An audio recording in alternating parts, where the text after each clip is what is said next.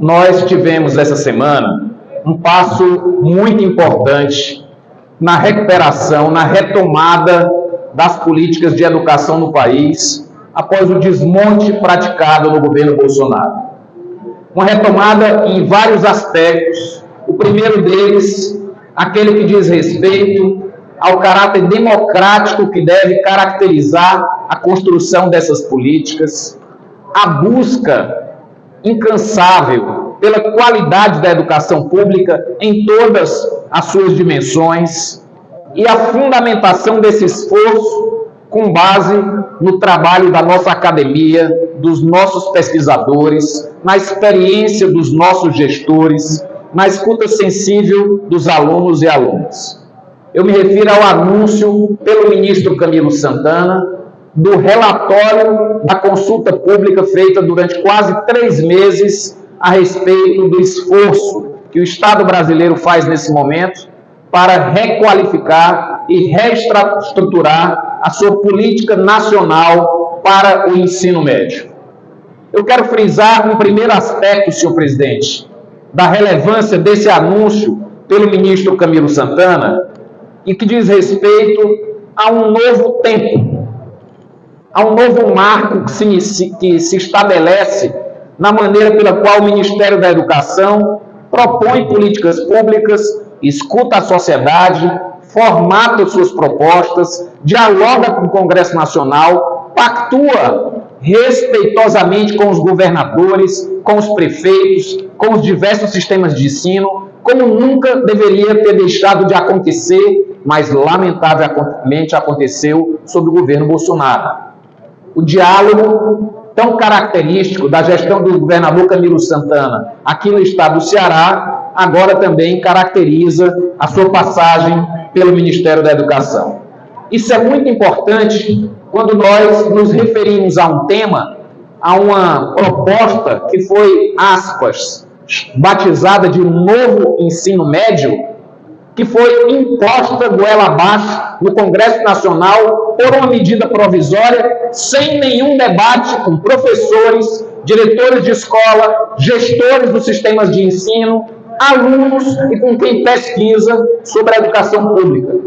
Lamentavelmente, o golpe que destituiu a presidenta Dilma do seu mandato legítimo teve como uma das consequências a submissão da sociedade brasileira a essa proposta, aspas, de novo ensino médio, que de novo não tinha nada, pelo contrário, recuperava conceitos e categorias muito ultrapassadas que, em tese, priorizariam a destinação do ensino médio para a preparação para o mercado de trabalho, aliás, sem nenhuma base técnica, sem nenhuma estruturação das escolas públicas, nem mesmo para essa finalidade. Então, o primeiro aspecto que eu gostaria de destacar da relevância desse anúncio por parte do Ministério da Educação é a recuperação do diálogo democrático para a construção das políticas de educação nesse país. É a partir disso que nós vamos consolidando os valores democráticos na cultura do nosso povo. E se a gente pensar o que a gente passou recentemente, nós vamos concluir que é fundamental que, ao construirmos políticas de educação, esses valores sejam praticados por quem gerencia os sistemas de ensino, e isso se enraiza, por todas as escolas, pela cultura dos professores, na comunidade escolar, e cada vez mais nós vamos tendo a democracia como um valor fundante do nosso pacto social. Esse é o primeiro aspecto, senhor presidente, do estilo de gestão no Ministério da Educação. Basta dizer que essa consulta pública, que deu base para as propostas apresentadas pelo ministro Camilo Santana, alcançou 140 mil pessoas aproximadamente.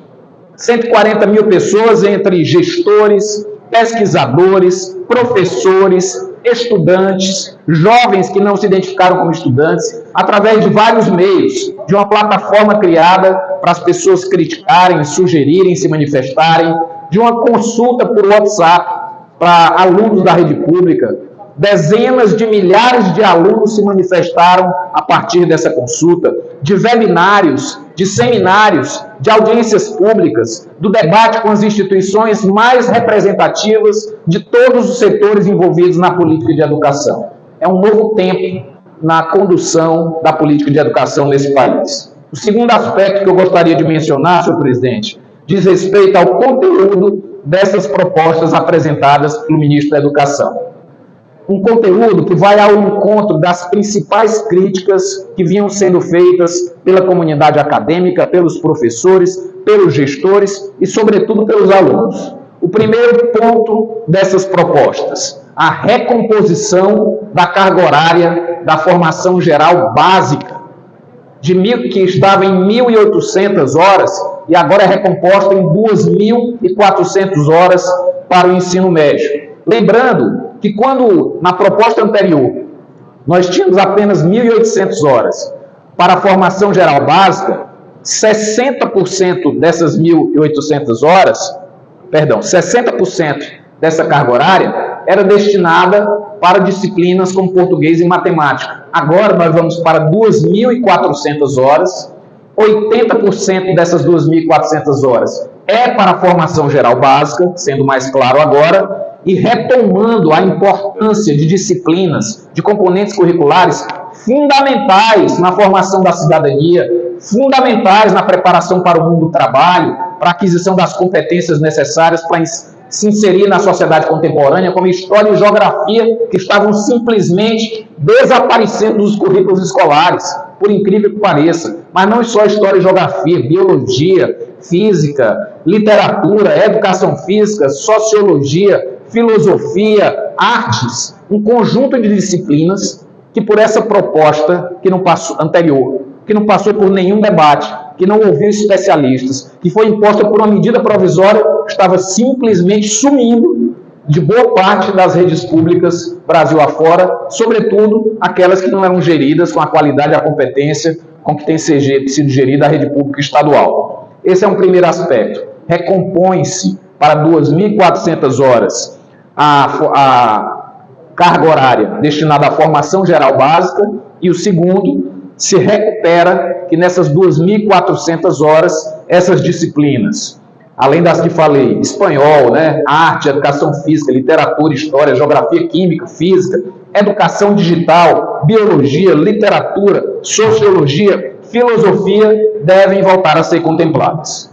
Um terceiro aspecto, senhor presidente, que era ponto muito forte de críticas dos alunos, professores, gestores, dizia respeito aos chamados itinerários formativos, que vinham sendo ofertados em 5 possibilidades, que passam agora a ser reduzidas para 3, sendo elas linguagem, matemática e ciências da natureza, ou linguagens, matemáticas e ciências humanas e sociais, ou formação técnica e profissionalizante. Eu quero lembrar aqui as críticas que vinham sendo feitas a esses tais itinerários formativos.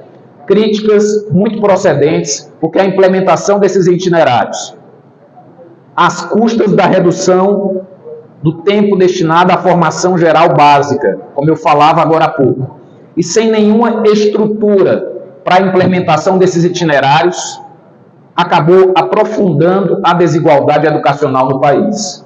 Em tese, idealmente, quando a proposta foi vendida para a sociedade como novo, entre aspas, ensino médio, a ideia era tornar o ensino médio mais atrativo, oferecer várias opções de cursos que dialogavam com a realidade local e que seriam inseridos na carga horária da escola, com a participação dos jovens. Na prática, nada disso aconteceu. Na prática, muitas escolas ofereciam apenas 2 itinerários formativos e sem nenhuma relação com a cultura local, com o interesse dos alunos, até porque não havia professores preparados para outras ofertas dos chamados itinerários formativos. Esses itinerários formativos passam agora a serem chamados percursos de aprofundamento e integração, são reduzidos para 3 e receberão diretrizes muito claras do Ministério da Educação para que nós não tenhamos críticas habituais, como tivemos agora, de cursinho de fazer brigadeiro nas escolas públicas Brasil afora.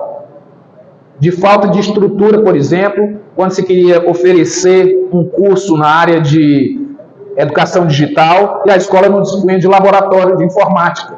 Na prática, essa proposta dos itinerários formativos não só roubou carga horária de conteúdos muito importantes para a formação dos estudantes, para a formação da cidadania, para a preparação para o Enem.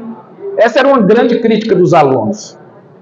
A redução do tempo destinado à formação geral básica prejudicava radicalmente a sua preparação para o Enem. E aqui eu quero chegar nesse ponto, nesse quarto aspecto. O Enem 2024, 2023, 2024. Não haverá nenhuma mudança no formato do Enem até 2024. Ele continuará concentrado nas disciplinas que compõem a formação geral básica, que era exatamente a expectativa da grande maioria dos alunos, como se verificou claramente nessa consulta pública feita para milhares, com a participação de milhares de pessoas, nesse processo democrático instituído pelo Ministério da Educação. Portanto, senhor presidente, nós temos agora outros passos reafirmando esse compromisso com o diálogo, com a pactuação com os sistemas de ensino e com os gestores, até que essa proposta seja submetida ao Congresso e nós tenhamos uma nova política de reestruturação, de qualificação para o ensino médio.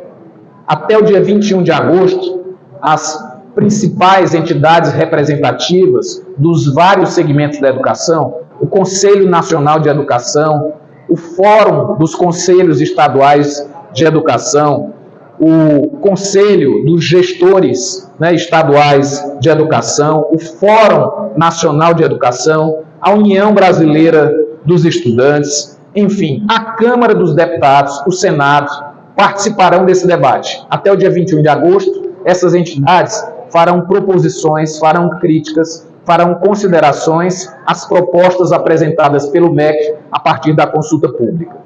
Paralelamente a isso, haverá debates na Comissão de Educação da Câmara dos Deputados, na Comissão de Educação do Senado, de forma que se possa receber, num segundo ciclo de diálogo, de escuta, de participação, de democratização, novas contribuições, aperfeiçoamentos, sugestões e críticas. E nós esperamos que até setembro o governo federal encaminhe para o Congresso Nacional a nova política de estruturação do ensino médio público do Brasil, num patamar completamente diferente desse tal novo ensino médio que foi instituído de forma autoritária por uma medida provisória.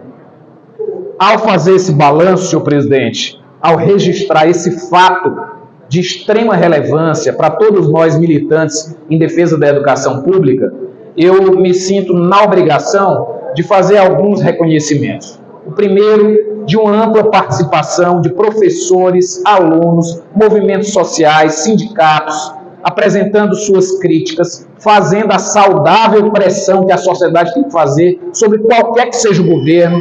Não é que é um governo democrático, um governo de esquerda, que as pessoas devem se esconder, ficar dentro de casa. O presidente Lula tem sido muito claro. O presidente Lula quer ouvir a sociedade.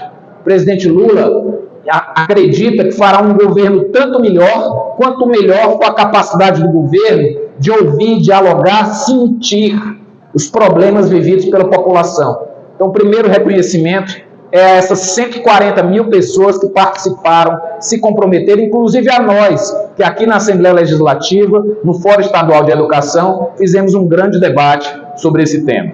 O segundo, senhor presidente, é ao Ministério da Educação e a sua equipe, ao ministro Camilo Santana, à secretária executiva Isolda Sela, ao secretário Maurício Holanda, enfim, a esses cearenses que hoje têm a responsabilidade de comandar por mérito a política nacional de educação, legitimados pelos resultados alcançados